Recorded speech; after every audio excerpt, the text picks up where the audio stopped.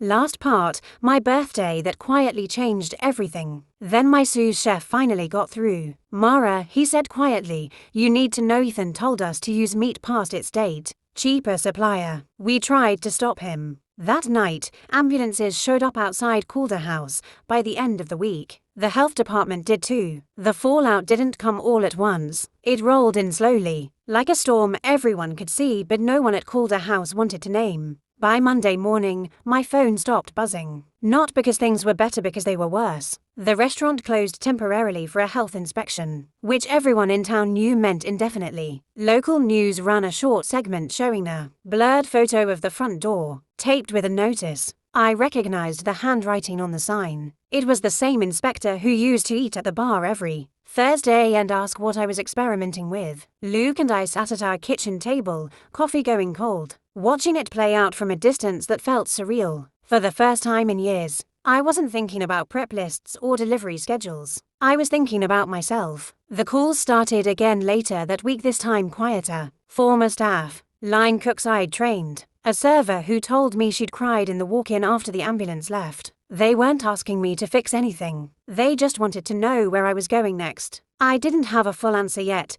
but for the first time, that didn't scare me. Later on, I accepted the offer and started to cook that wedding the following Saturday. It was flawless. Rebecca sent me 3 referrals before dessert was served. Rebecca's wedding led to 2 more events, then 4. One of them was a corporate retreat in Napa, another a private anniversary dinner overlooking the ocean. Each job paid better than months at the restaurant ever had. I cooked food I believed in, on my terms, with ingredients I chose myself. One afternoon, an envelope showed up in the mail. No return address. Inside was a short letter from Ethan's father's former business partner. He wrote that he'd followed what happened, that he was sorry for how things ended, and that if I ever wanted backing for my own place, he'd be open to a conversation. I set the letter down and didn't rush to answer it. Because here's what surprised me the most, I wasn't angry anymore. I didn't feel like I'd lost something. I felt like I'd been released from something that no longer fit. Sometimes the worst day, the one that knocks the wind out of you, is the same day that quietly opens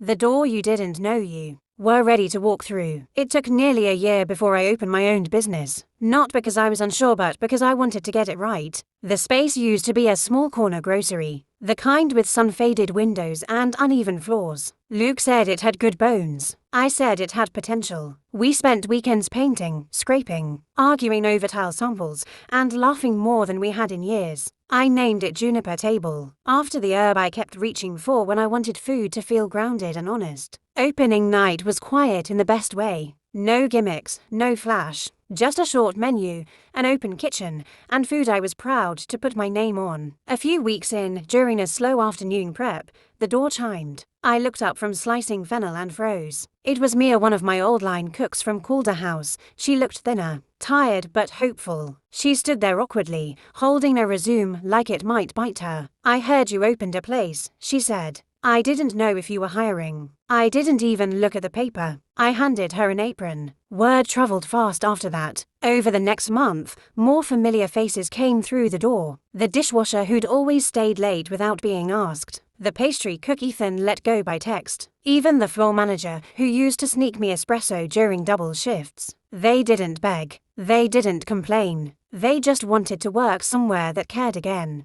I hired every one of them, not out of revenge, out of recognition. One evening, as the dinner rush settled into that steady hum I'd missed, I looked around the kitchen. The movements were smooth. The trust was there. Laughter cut through the heat and noise. Outside, through the front window, I saw a man slow down on the sidewalk. He stared at the sign, looked inside. It was Ethan. He didn't come in. He just stood there for a moment, then kept walking. I turned back to the stove. At the end of the night, a couple stopped me near the door. They said they'd driven to ours because a friend told them this place felt like what restaurants used to be: careful, warm, human. I thanked them, then stood alone in the empty dining room after everyone left, listening to the quiet. That was when it hit me. I hadn't just opened a restaurant. I'd built a culture. A month later, Juniper Table made a small local list, nothing flashy. Just a line in the paper calling it a place that cooks with integrity. I taped the clipping inside the office door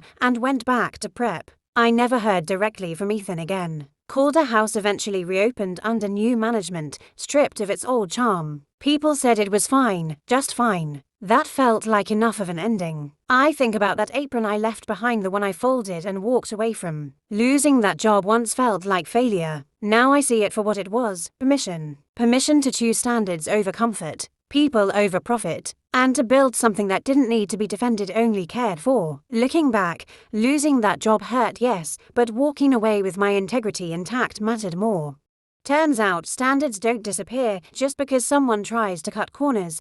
They follow you wherever you go. Sometimes the worst day, the one that knocks the wind out of you, is the same day that quietly opens the door you didn't know you were ready to walk through. Lastly, some chapters don't need closure, they just need you to keep cooking. Thank you for watching. Please hit like and subscribe if you love these videos.